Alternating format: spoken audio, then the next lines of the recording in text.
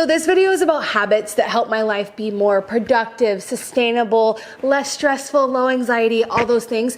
And this video is specifically about habits and not about routines, because I have mostly given up on the idea of routines. And that's mostly because, just like every person who has ever experienced some form of anxiety or had a stressful time in their life, you probably have realized routines are really, really difficult to keep up with. So habits, a little bit easier to do. He says, Mom, I don't know what you mean. My routine is the same every day. Wake up, eat, sleep, poop. Be cute. But for the rest of us who do not have as many privileges as Mr. Tippy does here, I actually found through TikTok this creator talking about habit menus. I am indeed working on my to-do list as I walk through these habits with you today, which is good for me, for my brain, to be like multitasking. It just works better that way. But one of the things on my to-do list is to change the message on this board. Please hold. Yeah, it's June. I mean, I think it's still applicable. We need to change this. So my recent health struggles are actually a perfect example of why sometimes you can't maintain the routines that you built as much as you'd like to. Like, life happens. And instead of making myself feel worse when I can't keep up with like the routines and idealistic habits that I would like to, I have learned this hack on TikTok. I think the person I learned it from is Valerie Robin. This is her. Shout out to you, girl. But she introduced me to this idea of habit menus when there's a day where I can't do the things, where I can't get up on a 100-degree day and go for a walk and be outside and drink my water and do my journaling and make sure that I get enough water in and make sure I have a healthy breakfast and all these things, make a to-do list, be the perfect person. On days where I can't do it all, I can look at this menu of all of those idealistic things that I would like to do on a daily basis and pick and choose the ones that I am like capable of, that I have the mental and physical capacity for that day. So that's my first realistic healthy habit, is not to beat yourself up when you can't do all the things that like the lifestyle girlies tell you you're supposed to be doing, and instead actually make a habit menu. Like, make a checklist. Did you know that in the Notes app you can change bullet points to literal checks?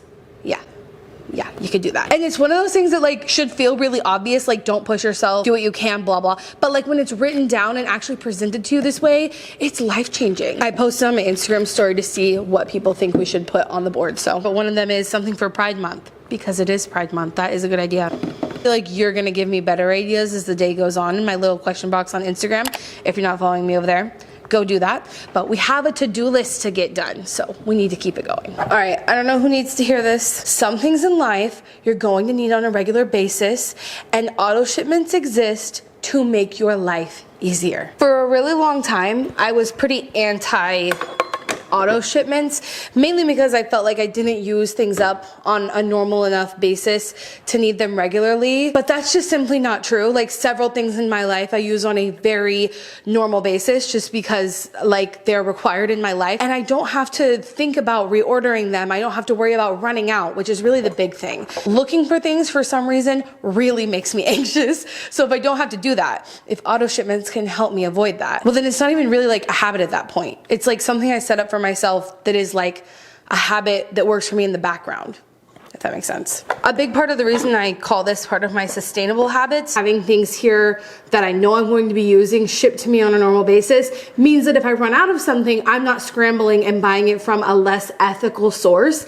I feel like when I need something quickly on a whim because I forgot to get it when I was running out, is when I end up shopping at places that are not so ethical, but that they can get them to you fast, if you know what I'm saying without saying it. So if I can have my chili crisp shipped to me every other month or so, which is around how often I use it on my tofu and my cooking, if I can have my chocolate for that time of the month shipped around that time of the month, and if I can make sure that my cat's treats are here on time so that he's not mad at me and then I'm mad at myself for it, it just makes sense. And if it can all come from a zero waste warehouse with carbon neutral shipping and a B Corporation, where's the downside? Why are you not doing that yet? The place that does all of that is called Thrive Market, and they'll bring my essentials right to my house. Thrive Market is one of my favorite companies to work with because of all the great things I already said, but because they're also working towards becoming the first climate positive grocery retailer, and they have a lot more than just the essentials or the things that I guess I find essential, because they have like snacks, organic groceries, eco-friendly cleaning products, non-toxic personal care items. They even have a zero proof sparkling wine, which I have added to my auto shipment because I am hosting, my goal for the year is to host a party at my house at least once a month. And so I'm gonna need that bottle at least once a month, right? And because they're amazing and they're sponsoring this video, they're offering you a special deal where if you go to the link at the top of my description or thrivemarket.com/Shelby, you'll get 30% off of your first order and a free gift that's worth up to $60. Forgot. They are also having a summer essentials sale this week. So in addition to the 30% off, you could go check out the essentials and save even more. So yeah, if you haven't checked them out before, I highly recommend that you do so. Super appreciate them sponsoring this video and supporting this channel. I keep starting projects that we cannot complete because this needs to soak. If you've ever made almond milk before, you know they need to soak for a while. So we'll come back to that later. All right, these are 2 habits that have a lot of research behind them to show that they are really important to our mental and physical health. Yes, this is birdseed that I found at a pet supply store in bulk. We love to see it. And this is a project I'm working on. You'll see in a second. But before we go outside, one of the things that is definitely a habit that is so important to me, but also research shows that sunscreen is like so important for preventing skin cancer, obviously. But for me personally, because I'm also very into skincare, I've realized that just putting on sunscreen appropriately really relieves my need to feel like I need to be chasing all these different like skincare hacks and things like that. When I switched over to like really getting more into sunscreen and making sure that I was protecting my skin instead of just like battling the damage I was doing to it, when I was younger at least, I'm not as distracted by all of the marketing and messaging of all these different skincare products. And it's also just like better for the concerns I have about my skin with like hyperpigmentation and sunspots and things like that. Get into the habit of always having sunscreen on me, always putting it on, because I have a sunscreen right next to my front door in this drawer. That way, anytime I'm about to walk out the front door, it's part of the habit. I know before I go out that door, I gotta stop and put on the sunscreen. And the next thing is right behind you. We're gonna go outside. So when I said there's a lot of research to support these next couple habits, the second one is to go outside. The habit of going outside has been proven over and over and over again to be so crucial for human beings' mental health and obviously our physical health, because we're meant to live outside. Like if you just think about the way our bodies evolved, we weren't meant to be inside staring at screens all day, right? So it just makes sense that going outside is going to be better for us. And the way that I get outside the most is taking care of some of what you can see behind me. It's definitely been a labor of love. So I think just going for a walk around whatever's around you, just being outside of your house and staring at a screen, again, has been proven beyond belief to be really good for you. And for me, I feel like I get into this habit a lot. Like it's really easy for me to slip into the habit of not going outside. And I don't always have the time every day to spend an hour outside, if I'm being honest, but I can always tell when I haven't. In my mood, in my productivity, my energy levels, all those things that like are so important for us to cooperate in society. The sun is like, we're like just little plants. We just need sunshine outside sometimes to help us be more productive. I have a day in the life video planned coming up soon where I'm going to talk more about the yard situation and more specifically a cardinal family that nested over just behind where you are sitting. And they've been eating from this bird feeder, which has a camera on it. And currently we are hooking up the solar panel. That way we can continue to see their progress. But this is also counting as my time outside, forming the habit of being outside, of enjoying nature. And for me, being able to watch nature happen around me is also really fulfilling, but I need to set this up.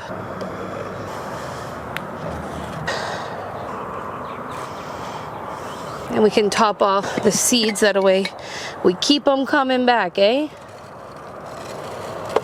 Okay, like I said, I plan on doing a more day in the lifestyle video soon, so if you have questions or things you want to see in that, let me know. Yeah, go outside. That's the point. So my goal with this video is just to tell you about the habits that have worked for me, right? And I regret to inform you that this is one of the things that has changed my life. This is called an Oura Ring. I've talked about it recently, and I am not here to convince you to get it, okay? It's not a cheap device. I'm never in the market of trying to tell you to buy new things. I'm only telling you about this because I've used different forms of like fitness and sleep trackers over the last several years of trying to get my health on track, and mainly my energy. I have issues with my energy levels not being very consistent. It also helps me understand my best time to go to sleep and when I should wake up, depending on your phenotype. Like, it's things that other fitness trackers that I've tried just don't do.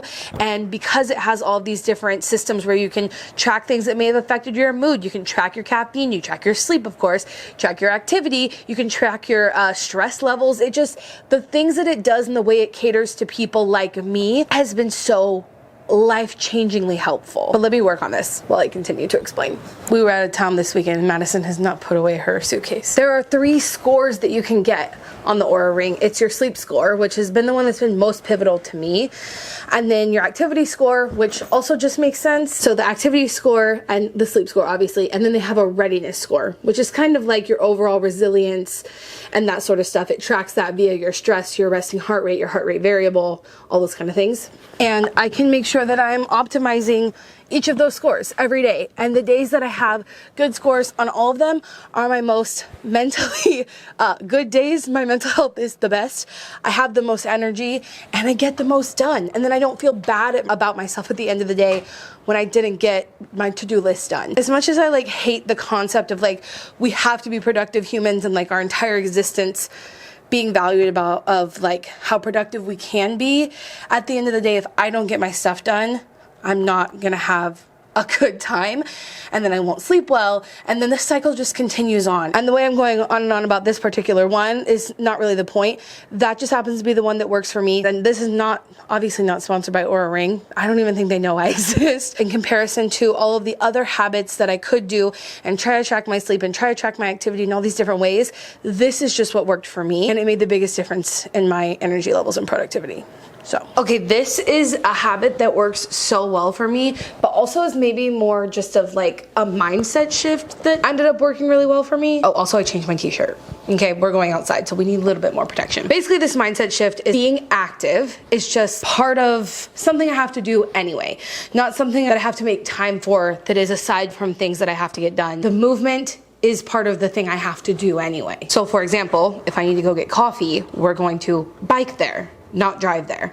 And that habit mainly formed when it started trying to reduce my emissions when we moved here very intentionally into a space that was walkable and bikeable so that we could reduce our emissions in that way. But as I incorporated more of this, the fitness tracking, I realized that I was meeting my daily goals by just existing, which is what a lot of people outside of suburban America do. People in Europe, people in denser cities like New York, they're getting so much movement in with their just average daily activities the way humans evolved to have. One of the habits I've tried to create in my life is that. And that just incorporates movement into my day without having to feel like I'm stopping my day and doing it. And that's just been better for my brain. I'm just always trying to trick my brain. That's just what we're doing here. We're just trying to trick my brain. Speaking of, I am going to bike to the park to do the next part of this video that I had planned, but I get really nervous to try to record myself while I'm doing that because I do live in Texas. It's not the most bike friendly place. People are not used to driving around bikes, let alone a girl on a bike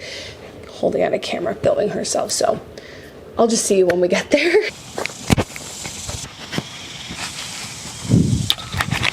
We're officially outside with the kiddos at the playground and the cicadas. So welcome to Texas summer. The reason I want to make this video and why I feel in any way qualified to talk about habits that are life-changing and productive and all those sort of things is because for the majority of my life I've struggled so much with anxiety, all different forms of it. I've also struggled with depression. If you followed me for a while, you know I'm on the struggle bus kind of all the time. The reason I feel qualified to talk about it is because within the last year to 2 years I've really overcome a lot. I have pushed through it in order to experience life outside of my house, which that is life. You have to leave your house to experience life. And I'm so grateful for the lessons I've learned. And the biggest lesson, the biggest habit that I changed about my life very intentionally to push past those things is to be okay with being uncomfortable. Getting in the habit of pushing past your comfort zone is the thing that has changed my life the most. It has made me the most productive, the most happy, the most sustainable, I would say. I've done more in the last year to 2 years for sustainability and environmental advocacy than I have maybe in the rest of my life. And it's all because I adopted this idea that it is okay and healthy and it is a good habit to be in to push past your comfort zone. And for me, that looks like literally being okay with talking to other humans. Some people are fine with talking to other humans. It doesn't feel like you're gonna die. So for you, getting outside of your comfort zone might be something completely else. If you've ever heard the quote, life begins at the end of your comfort zone, I feel like that is so true, and it's hard to understand until you experience it, but I want you to experience it. So for me, the reason that I ever left my comfort zone when it comes to being an introvert and having social anxiety, and also on top of those two things, some insecurities around meeting new people in general, thinking everyone hates me. Anybody else have that problem? Just me? I think the reason that I was able to do it is because I set a time limit, which was 1 year. I had 1 year to make community my word of the year, and so I went all in on it. But for you, maybe it's like a weekend. Like this weekend, I am dedicating to getting outside of my comfort zone. If you're looking for a way to figure out how to start getting outside of your comfort zone, I recommend a time limit. All right, so far I've been talking about how to be productive when it comes to things we have to do or things we're supposed to do for our health. The rest of these are going to be about things that I'm doing just to maintain my mental health, which helps with something called resistance. Is that right? Resistance? Resilience. Because my ring tracks my resilience, and I find that when my score is highest for my resilience, well, it just kind of makes sense. That word literally means that you can withstand things changing in your life. And like we talked about at the beginning, when things change in my life is usually when I can't keep up with my life. And so these are things I do to keep my resilience up, which inevitably helps my productivity, but they're not directly related to like getting work done or being healthy. You know, let's talk about romanticizing it. I hear this term romanticizing so often, and it's worked for me really well. And the best example I have of this, of when it worked for me, when I romanticized something and it really, really changed my experience with it, was last summer when I made a summer bucket list for myself so that I could romanticize the summer instead of dreading 4 months of my life. It gave me like a task, a list, something to look forward to, something to aspire to. In other words, I romanticized the summer instead of wishing it away. I had a list of things that I could do inside, outside. Like coming and working outside is a way to romanticize getting a task done that I need to get done if I needed to pay bills or book a doctor's appointment or whatever. Coming outside and enjoying nature and the birds, my mockingbird who attacked a squirrel this morning, and coming outside and just knowing that the possibilities of seeing nature happening around me is a way of romanticizing like average everyday things that you gotta do anyway. And when your neighbors hear you, super awkward. Let's go inside. Anyway, romanticizing things can look different for everyone, whatever that means for you, but I think it means combining something essentially that you don't like with something that you do like, or making something you don't like to do or wouldn't normally be aesthetic, making it cute.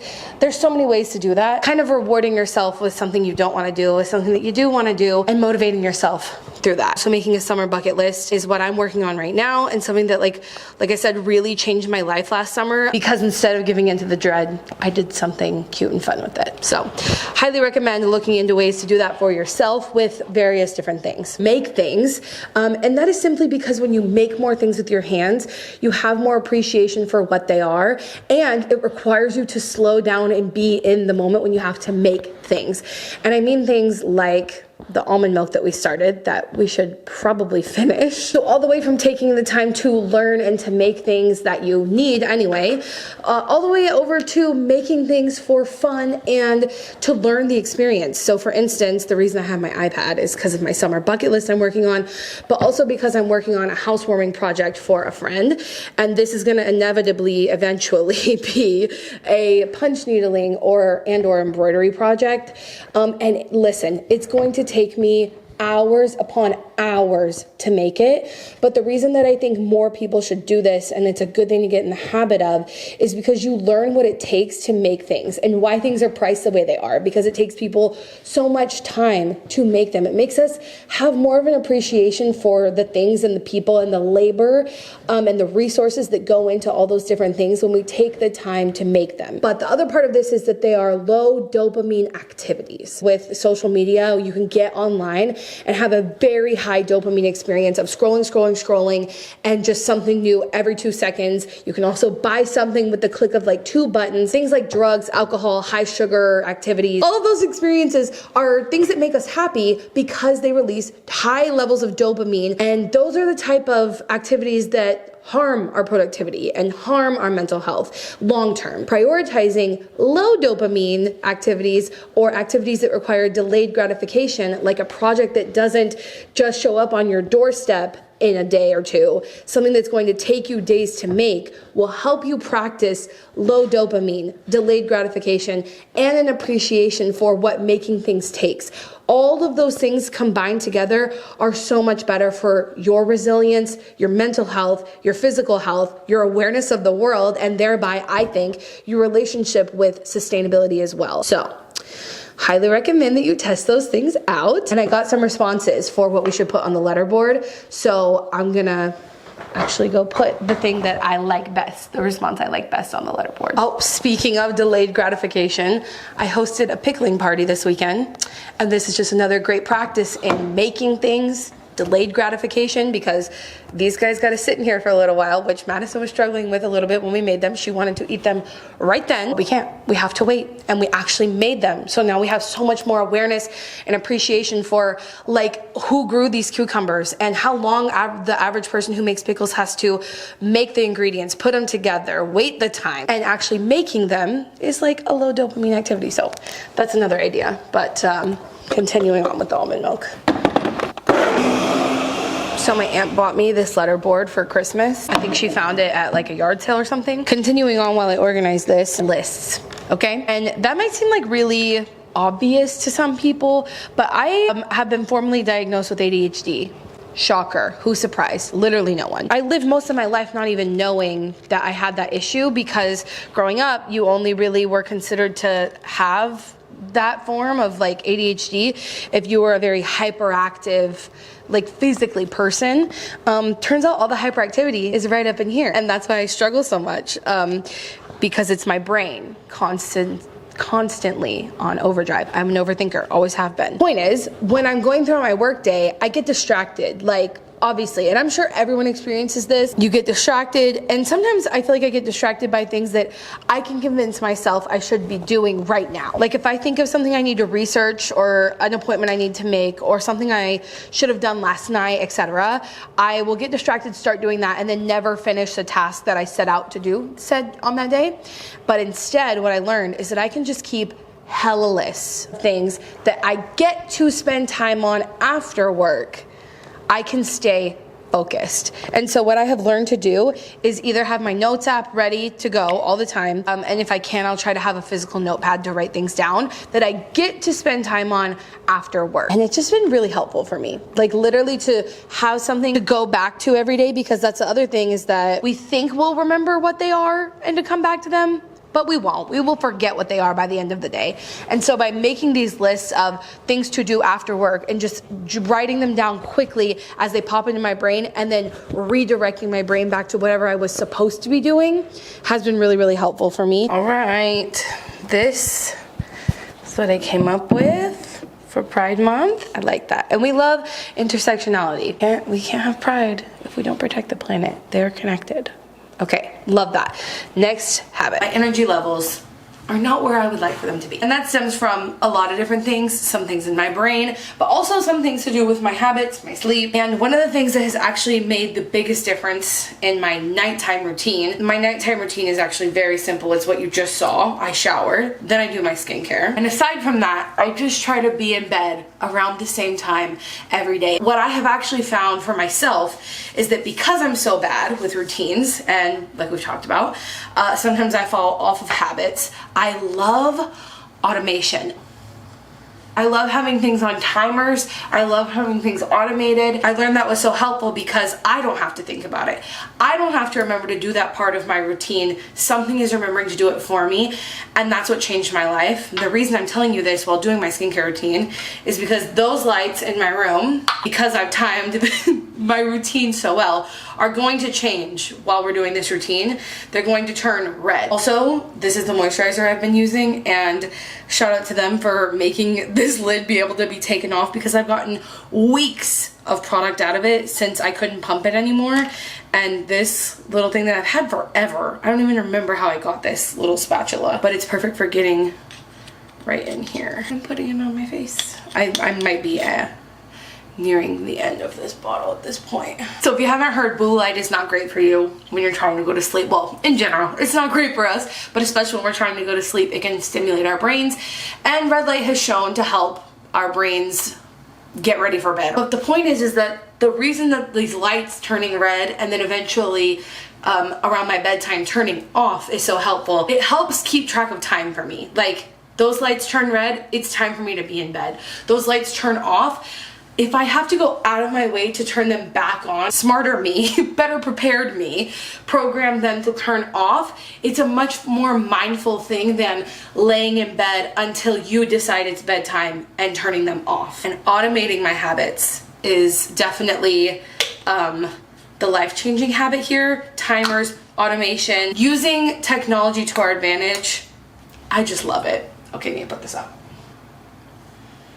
There it went. Aura ring is back on, the necklace is back on, the skincare is done, and the lights are red, which means it's time for me to be done with this video. But I feel like I talk so much, but I hope you learned something, because these habits have been so helpful for me. So if you're someone who has a similar brain to mine, then these will probably help you, and I super would appreciate letting me know if any of them have worked for you before, if they haven't, or if you implement any of them into your life. Also, huge shout out to today's sponsor, Thrive Market, because content like this can't be made without them. And remember, until next time, you cannot do all the good that the world needs, but the world needs all the good that you can do. Bye, guys.